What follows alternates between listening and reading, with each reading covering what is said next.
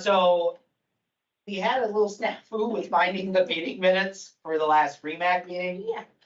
So if we could table that until everybody has a chance to review them and we can just vote on them at the September meeting with this month's meeting minutes. There wasn't a lot there, but. Yeah. And we will go right to DOH correspondence. DOH Or enforcements. Wasn't a lot of those either, only 3. So only 3, since our last meeting. These 2 of us have been working together. 319, Ryan Gittens from Brooklyn and Arnaldo Delez Jr. from Brooklyn.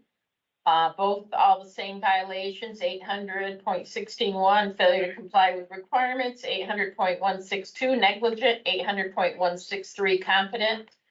Ryan has a 1 year in suspension effective 3/18 and a civil penalty of $2,000. Arnaldo wasn't so fortunate. It was revoked on 3/18 and he got a $5,000 civil penalty. The last one is Nicholas Messina from Yonkers, 800.167, obtained certification with fraud or deceit, and 800.17.3 exceeds scope of practice, and he surrendered it effective 4/15. We have no other correspondence, so we'll move right into reports. Colleen did send us the aeromedical reports, but I'll let her give a verbal overview and we can send it out to the REMAC and REMSCO after.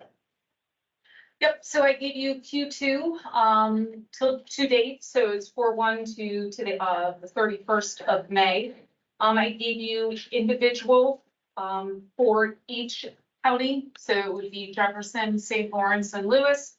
But the totals for all 3 counties for requests are at 169 and 39 transports since April 1st. To the 31st of May.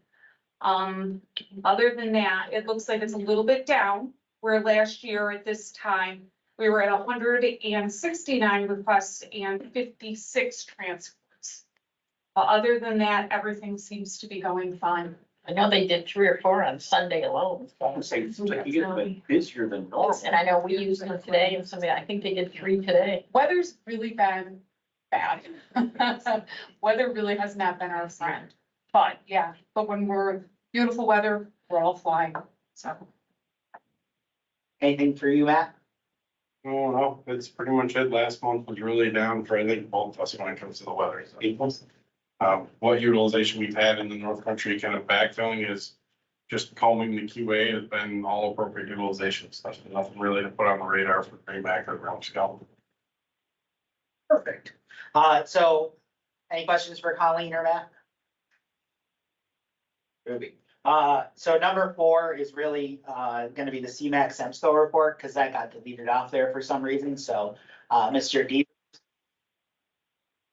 All right, we met beginning part of last month. The highlights of it are Monroe Livingston, which is Rochester area, did a couple of pretty large QI projects. One was on pediatric medication safety and correct dosing. They found that with a Broslo tape, EMS providers are not doing very good, and we should look at some alternatives. And they did a study in 19 where EMS did not correctly recognize about 39% of ischemic strokes. And they, through training, they've been able to bring that up to about a 74% recognition level. And Dr. Dorsett, who's been leading that, is really into EMS quality. The IGL project, there's been 256 reported uses in the state's Drupal form. Since New York State has awesome data integrity, we can only confirm 178 of them.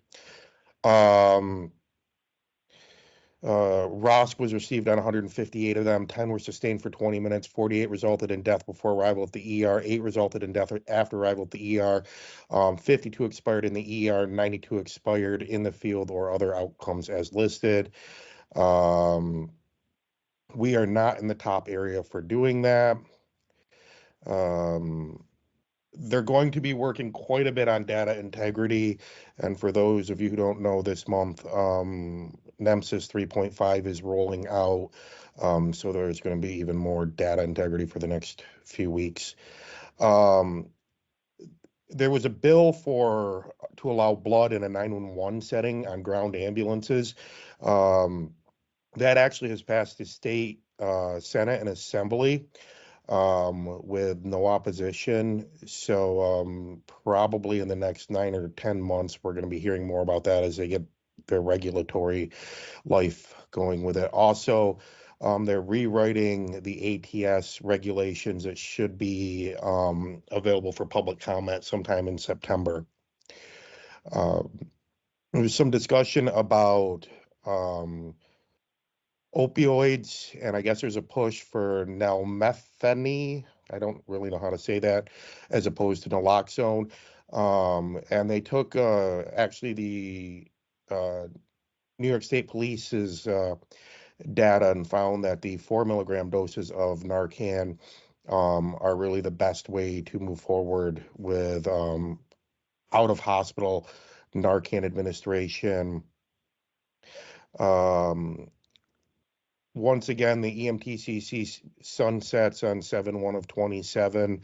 For people who are kind of complaining about it, there's ample opportunity to do bridge programs, et cetera, until then. They have even put in a proposal that sounds like it'll go through to increase the agency level reimbursement to cover the cost of the entire Northwell program. The number of EMS providers in theory is up, but actually practicing is way, way down. Some of that is tied to the extensions that were given during COVID. All of those extensions are kind of now expiring. So those numbers should drop back down.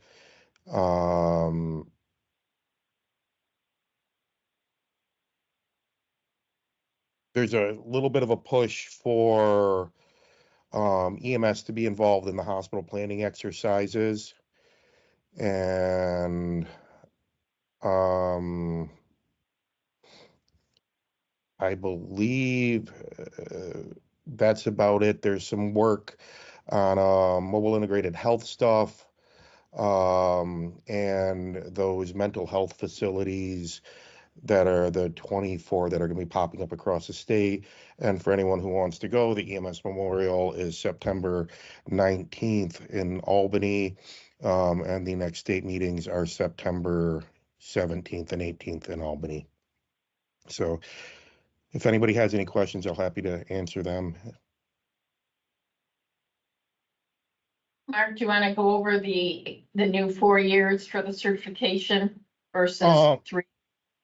Yeah, so the entire relatively large education regulatory package got approved by SEMSCO, goes to commissioner for a signature, which will change the certification period to 4 years from 3. And that's just waiting on the commissioner to sign it. They're also going to be piloting. The National Registry is getting rid of the practical skills exam on 7/1 of this year. New York State is going to be allowing, I guess, pilot program for paramedic original classes to do skills portfolios as opposed to actual practical skills exams. But it sounds like the details on those are still being worked out because it directly opposes what a regulation says.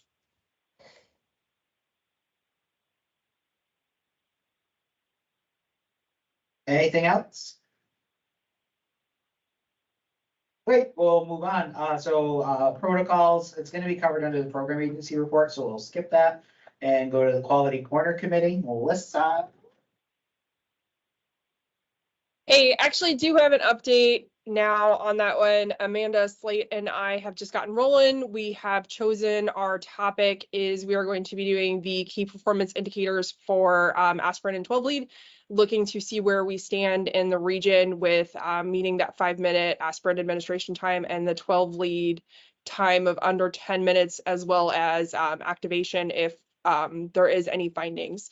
So we are in the process of pulling those reports and going through and cleaning up that data, and really excited to see the outlook on that one. Data integrity is so great. Yay. The medical director MOU, I don't think there is any update on this. It's just on there so I can continually remind Mountain Lakes that we need to make some progress on it.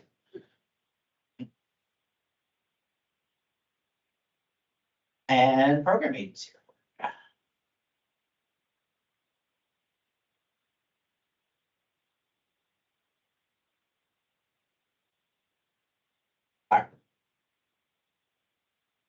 So PADS, we've received an update from St. Lawrence University, Watertown Family YMCA in Carthage, and the Watertown Family YMCA at the fairgrounds. We have the Brookfield Renewable Energy and their Lewis County site, Cornell Cooperative Extension Association of Jefferson County, Brookfield Power in Potsdam, and the town of Fowler. Plus this whole stack. Plus Yep, a whole stack that Debbie just gave us for little leagues, Little League. and I'm working on a whole bunch more from around my area, and the city has a whole bunch that they'll be doing as well. VLS, a demo project for the iGel, so we've added Canton Rescue. VLS adjuncts, so we have 3 applications for VLS 12 lead from Lisbon Rescue, Tri-Town Rescue, and Parrishville Fire Department. They'll be utilizing the Pulsera platform to do the transmissions. So we need a motion from one of the REMAC docs to accept, and a second. Dr. Delaney makes the motion. Dr. Bryden seconds. All in favor by showing your hands. Perfect. I'll get letters out to them tomorrow. So just regional TXA notification from Canton Rescue Squad. So we sent them, or are sending them, a packet of the green bracelets that we bought. Amanda already did, so. EPCR, there's no really status change on this from the last meeting. It's just their placeholder in case they finally go live. EPCR data integrity. So as Mark said, the Nemesis 3.5 is now live and will be switching over by July 1st. A different software vendor will be going live each week is kind of how the schedule is looking right now for the month of June. And our office right now is going to be heavily involved with the regional testing of the image trend direct entry agencies charts to make sure there's no issues there in our demo site. And we're now beginning to track every month agencies that are taking over 4 hours to complete their charts, because that is the state standard, is 4 hours or the end of your shift.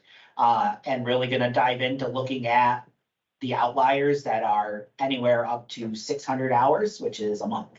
Like, why is it taking you a month to write a chart? And we'll be going and working with the agencies to find out that problem. If it continues to be a problem, then it becomes Melissa and Vinny's problem. I've already seen, I haven't told you this, but I've already seen this. I think the data is going to be skewed coming from agencies that aren't using image trend, because I looked at the report we got and Jackie's on it and she told me it took her 5 hours to do a chart. It's like over 200 hours. Well, the other issue is gonna be with us going to the new live, that's gonna cause some problems to begin with. We're gonna have, people aren't gonna be able to lock their charts. We're gonna figure out what it is they're missing and all that good stuff, so. And hopefully it's simpler to lock your charts now. Yeah, okay, cool. It's the goal. But we have the reports built, so it's something that we're watching and tracking. So, new protocols go in effect 7/1/24. There are 3 or 4 of them that really need some education behind it. So Mark Spezio from the Mountain Lakes region is gonna take care of the ID Tylenol training for us. Debbie has already completed, and we're just gonna get it uploaded, the Atrovent for the AEMT training. And then Amanda and I are working on just a general overview of the changes for the ALS and BLS levels, with the goal of having those out within the next week or so. They'll be on the learning management system. Did you want to talk about the actually ways providers outside of the they're working to make it or not? It's an option. I thought we were gonna. I think that's what we're talking about. I don't know what we're gonna talk about. Okay, good. Okay. All right, CQI initiative, so I'll let Amanda talk about that. Please hold. It's too far away from my bad eyes. So in April, we reviewed 78 total charts, 45 from the Mountain Lakes from Mountain Lakes, and 33 from the North Country region. I'm guessing on these numbers because it is a long way away and they're really small. Again, we saw, same as we've seen before, it was a deficit on the complete assessment area of it. Complete assessments defined as an assessment pertaining to the type of fall. So like abdominal pain should have an abdominal assessment, difficulty breathing should have a lung self-assessment, things like that. Specific body system. Yeah, specific body. From the practice. Yeah. Yeah, pretty much. Main statistics, I think that says 81, that's what we're gonna guess. 49 from the Mountain Lakes region, 32 from the North Country.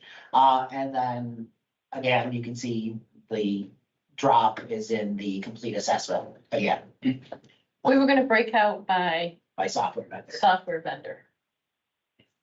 What we wanted to do, break it out by software vendor. I asked and you said, oh. Yeah, because remember, there's some versatility there as far as like. Right, that's what I wanted to see, which vendor, if there's one vendor that's heavy. And I know you had done stuff, Jeff, and I went in, we had a couple charts where it only showed like the provider, it didn't show the crew. And I sent a thing to EMS charts, I think I figured it out what it is. If you put that they're the driver responding and the driver to the hospital, if you put two things there, it doesn't seem to be picking them up. Okay. So I've already sent a thing to EMS And- charts on it. One of their charts that I pulled, one of South Jeff's charts that I pulled, it literally had nothing in it. No narrative, no assessment, no vitals, no nothing. I had to like email Debbie, it's first chart. So there's an actual likelihood that there was really nothing. That's a good chart. I got it from Debbie. and I read it. I think it's a little bit of, I think it's a little bit of both. but- Like the administrative side of it, it's you can have or get what you want mandatory and what has to be, doesn't have to be. So if depending on the vendor, you could really pare it right down to as long as they open it up and then save it. And that's why I really wanna see it by Yeah. vendor, so we can figure out where our. I will work on it this coming week and get it out. No problem. So I'd be glad to go over that with you. So some mapping issues that we found, the only one problem, or the only one provider being listed, seems to be isolated to EMS charts and IPCR. Aspirin shows up as aspirin, caffeine, magnesium, and in AIM, and oxygen shows as nitrogen, oxygen, and AIM. And that's easy for them to fix it. Yep. Go in and So upcoming training, so we've already got spring fling for next year. It'll be April 10th to the 12th, 2025. Within the next couple weeks, Amanda and I will get the call for speakers put together and get it to Debbie for approval and get it sent out. The next is the first responder child abuse training. It's going to be a webinar that we're offering. Chelsea Moore from Victims Assistance Center will be doing it. It's June 27th at 4 p.m. Fort Drum EMS Day is September 28th. That is locked in and confirmed now. It's the earliest we've ever been able to get a confirmed lock-in date, so I'm really happy about that. And then the Mountain Lakes EMS Education Day is being planned for September. We've had some hiccups now with the venue that we thought we were gonna have. We haven't gotten confirmation from them, so I don't want to put the date out there 100% yet. Trainings, we had spring fling, 144 total attendees. This is more for the REMSCO because they met before spring fling. ALS minimum equipment inspection. So we went out and we did a minimum equipment inspection for Lewis County Search and Rescue and Lions Falls. Lions Falls was missing a couple things, but before we even got back to the station, they had them ordered, and before we sent the letter the next day, they had them. So, and then we are working on scheduling some more. I scheduled 3 more today. So some proposed changes though, effective 7/1/24. I'll let Amanda talk to them because I need water. Yeah, you're fine. So we recently did an AEMT inspection at Carthage. They were upgrading one of their rigs. And it came to our attention that intubation things are still being required based off our minimum equipment list when it's not in their scope of practice anymore. So the laryngoscope handles, laryngoscope blades, and intubation tube endotracheal tubes and the stylets would need to be removed. I don't know if I saw the. It should be there as a option. Okay, and then based on the upcoming protocol changes, we would need to add Atrovent for them to carry, and then change the verbiage that's underneath it, because right now it says EMTCC and paramedics, and then add IV Tylenol under optional medications.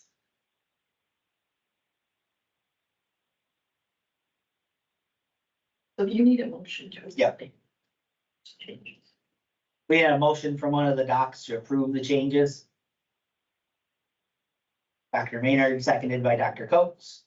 All in favor, signify by raising your hand. Perfect. We'll get those made. PEC Pediatric Emergency Care Coordinator, so Amanda is now the program agency's PEC coordinator. All transporting agencies are encouraged to complete the pre-hospital readiness project survey, which we've sent out through our distro list. And it is on our website. And the program agency is tracking which agencies have completed the survey, and we'll reach out to those who have not.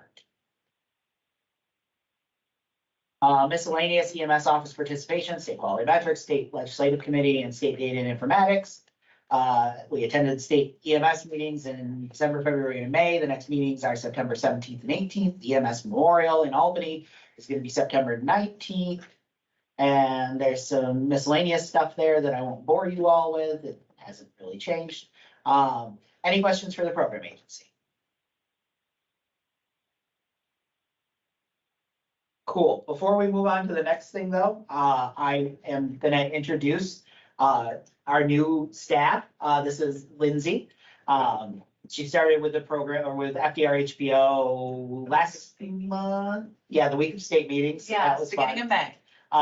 And so she is filling Amanda's position, who Amanda moved up to the clinical coordinator position. Hello.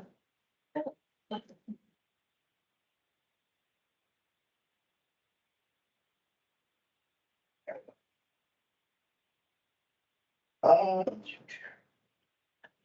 right, new business, REMAC policy statements, learning management system, and I'll let Debbie handle this. So, was concerned, I'm glad we're putting a lot of stuff up on the learning management system, but I find it frustrating when you go to some of those sites and the stuff isn't relevant anymore. You know, stuff has been updated 2 years ago, and if it's on our system, how can we gig somebody for CQI if that's what we're teaching? So I put together this policy and wanted the training and ed committee to take the lead on this, working with Amanda. So this policy basically says that they're going to review all of our LMS at least yearly.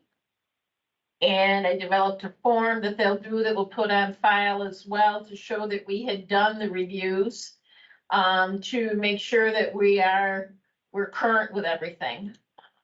And the training and ed and Amanda met and had no concerns with the procedure or the form that I put together. So what we need is Dr. Delaney's making a motion to create this REMAC policy, seconded by Dr. Coates. All in favor? Thank you. Number 11, so Debbie actually brought this to our attention that there are a number of agencies that have BLS providers using ampules over vials. So I reached out to Melissa at the state because we were under the assumption that it was supposed to be vials only for BLS providers. She did confirm that. It is in the protocols too, that it is supposed to be vials, ampules. So we'll draft up some kind of memo to go out to everybody, just reminding them that you should be utilizing vials and not ampules, because you're not properly trained on how to do it. And again, I think some of the confusion is when they use it, they get to like SMCED, they don't carry vials, they only carry the ampules, so they're getting it replaced thinking that they can use it. So we carry two different, we use the vials in our BLS box and we use the ampules in the ALS box, because advanced are trained in how to open ampules. So people may have to, if they've got both, they may have to go to that, but I think that's where the confusion probably came, as they used it and when they were at the hospital, they got it replaced, and That's what they got, was the ampules. And then, Chris, you wanted to talk about EMS performance measures.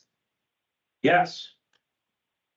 So over the last several months, we have really noticed in Jefferson County anyway, that we have, typically Sunday mornings are a good example. We have call after call after call after call after call.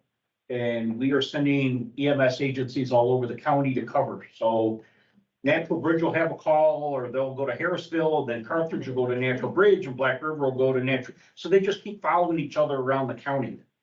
And some of these calls probably are being sent inappropriately, because an awful lot of the times we are sending advanced providers out to BLS calls that could technically wait a few minutes until an ambulance gets back in service. And what is happening is, if you were to look at the county,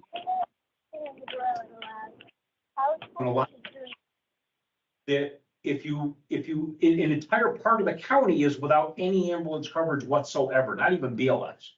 So if there is a significant call, if there was somebody have a stroke or heart attack, there is nothing available that's going to be able to respond in 30 minutes or so. So I did talk to some folks about this. I talked to Ed Major and kind of ran this by him, and he kind of, at the time, asked me how many times it happens. And at the time, we really only noticed it happened once or twice. But now we're really starting to pay attention to it. And now it seems to be happening, not quite weekly, but it is happening more and more and more and more. So he sent me to NELREM's Monroe Livingston EMS system.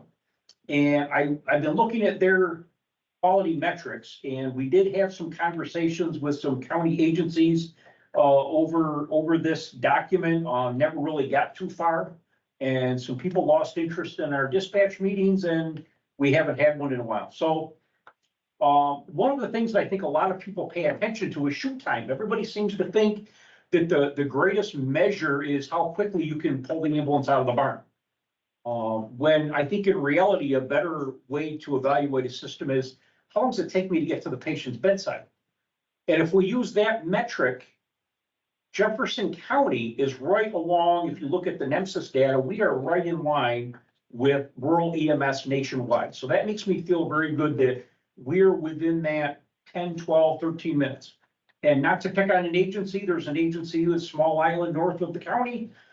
Even when they get out, they are at the patient's bedside in 10 or 11 minutes. Now, it may take them 6 minutes to get the truck rolling, but they are still very consistent in our county. So we are doing, I think, very well as a county for mostly being volunteer, very rural. We are getting to our bedside in a very timely manner. So I think we're doing pretty well, but I still think there's room for improvement. So Monroe Livingston, if you look at the response time for some of those lower acuity calls, BLS transport capable vehicle is on scene 90% of the time in 25 minutes.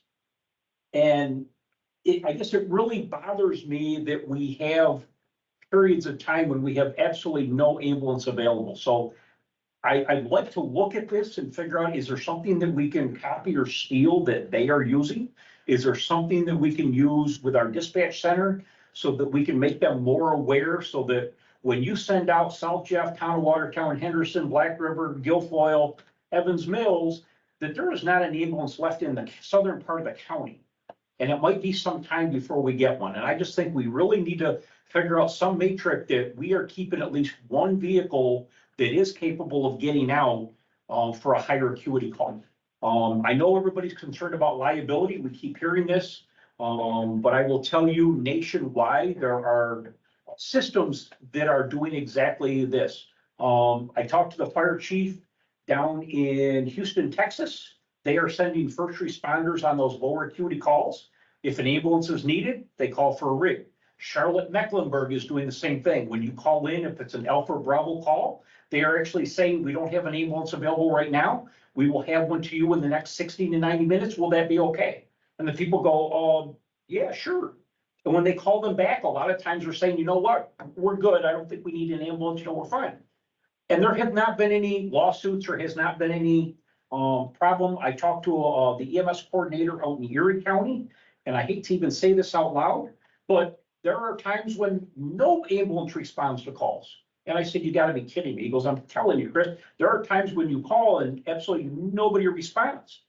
So I'm not suggesting we do that. I don't think it's time for, call it stacking, but I think there has to be some metric developed. So when we have an entire area of the county without an ambulance available, that's a problem. And I think we need to hold somebody back for those lower calls, just in case there is a higher priority call. So that's what I'd like to accomplish. Makes sense to me. We're seeing a lot on Sundays. Sundays seem to be a problem here in the city. And they're sending us to Smear and Keep. And I'm thinking there's already nurses there taking care of them. Why aren't they stacking that? So they've taken out the Guilfoyle, they've taken the town of Watertown, they've taken the Black River, and now they're taking us. And then Henderson had a call. We had nothing in southern end of the county. And if it's an alpha call and it's in a nursing home, shouldn't there be people there that can take care of them until Guilfoyle could free up a? Appropriate use of mutually to. Chris, what do Yeah, you have. what are you looking for from us? Just support to? I don't know if anybody had a chance to look at what they've done, Dr. Cushman out there, I think they've done a nice job of laying this out. I think, obviously Rochester is bigger than Watertown, but they've got quite a bit of rural in Livingston County and Monroe County. So they broke this down into really the urban and the rural area. So I think we could really copy, steal a lot of what they did and see if we can't put it over us. And I know having conversations with the 911 center, their whole attitude or their whole thing is if somebody calls 911, we are sending an ambulance. We had an ear pain the other day. Indian River had a broken finger. I'm sorry that nobody's gonna die from a broken finger. If that is the last ambulance in the northern part of the county, that call should be held. Some counties have implemented like a triage process. Exactly. Like a telehealth type of nurse navigator, someone would call it another thing for it. So Ed's recommendation is we start here and we try to get a consensus of the docs and the REMAC, and then do we take that to the REMSCO and then maybe try to sit down with the 911 center and really, the days of, call 911, get an ambulance, press the button, get a peanut are gone. We just don't have the staff. We are sending a lot of the ALS and paramedic rigs to very BLS calls. And then we have a stroke or a heart attack, we got nothing to send. So I think we got to do a better job at triage and what that looks like. Be deflected to urgent care, primary health. Right. Yeah, other avenues of treatment. So Chris, do you want a subcommittee to look further at this and then bring forward recommendations to REMAC or? I think that would probably be appropriate. I'm not saying we copy and paste, but I think we can use a lot of their research and maybe change the numbers for what works for us. Something that the docs are comfortable with. And again, this could be a 6-month or a year trial and we kind of re-examine it. Are we doing better? Are we doing worse? We're gonna have to get the 911 center involved, and the only way to do that is to get some, me talking doesn't do anything. Paul and I have had this conversation for a long time. We get nowhere, so. Ryan, Matt, Dan, make sense to you guys to develop a subcommittee to look further into and make some recommendations to bring back forward? I think you got a thumbs up. Oh, You yeah, got volunteer it. So chair bad, that. so I think. Matt volunteered to chair that. I just saw that. Yeah.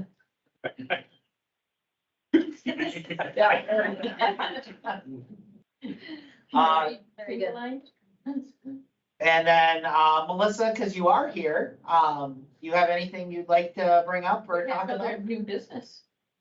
I know, I was gonna do that after. Oh, okay. Go ahead. So this is Colonel Bento. I'm not sure if you all were tracking that this is my phone number. I was trying to join by Teams, but it wasn't letting me. And I'm sorry I'm late. I literally just landed. So I'm in the process of gathering bags and trying to get to my car. So I'm sorry if I was not able to participate that much. Perfect, thank you so much.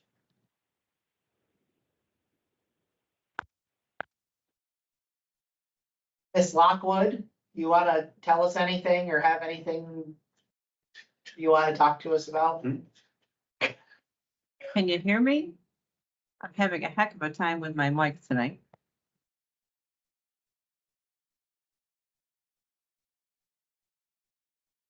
Yes, we can hear you. Can Okay, you hear? yeah, I can hear you. I just can't I keep getting bounced off of my audio. I have nothing to report. If anyone has any questions. So far, I've answered your questions throughout the month, so you've done good to plug it into your reports as you went. You wanna introduce your new little buddy? My, Who used to be my coworker, you mean? That would be Vinny Weemat. I believe he's on the line. Is he on the line? He can introduce himself. He's all grown up. Vinny, are you on? We've hired somebody new. Yes. Tom has moved over to trauma temporarily, which I think will turn into full-time. Tom was not only a paramedic, but he's also a nurse. So he's been doing a special project with trauma that I believe will soon turn into a full-time gig with trauma. So to take his place in the Central New York office, they have hired Vinny Weemat, also out of Midstate, which is where I came from. He too is coming from. He will be covering, once he's done with his preliminary training and stuff, he'll be covering a lot of Central New York and North Country, so you'll become very familiar with him. Some of you have already met him via phone with a couple of things we have going on. And I'll have Jonathan get some contact information out as we do some of the renewals. You'll see his name on the renewals in place of Tom's with phone numbers. He doesn't have a desk phone yet because he doesn't have an official desk yet, but we're working on that. But we'll get the information out for you. And that's about it. Any questions for me? No, I'm pretty good at bothering you all through the month and then leaving you alone at the meeting. Yes, that's perfectly fine. I'm good either way. And then we have one last thing, and I think I should move so she doesn't hit me. But at the Spring Fling Conference, were given out. And the regional physician award wasn't given out because she blew us off. I think she thought I was gonna make her public speak. But Dr. Sarah Delaney Rowland has been awarded the North Country's EMS Physician of the Year Award. And she will be submitted to the state for the state EMS Physician Award. She's been our.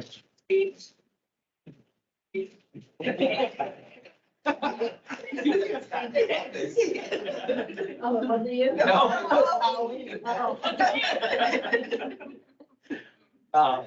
If there was a speech, it might be blatant and profanity for asking her to do a speech. So, does anybody else have any further business to come to the REMAC? Hearing none, I'd entertain a motion to adjourn. Dr. Maynard? Dr. Coates, seconds, all in favor? Thanks, everybody, for taking the time. Appreciate it.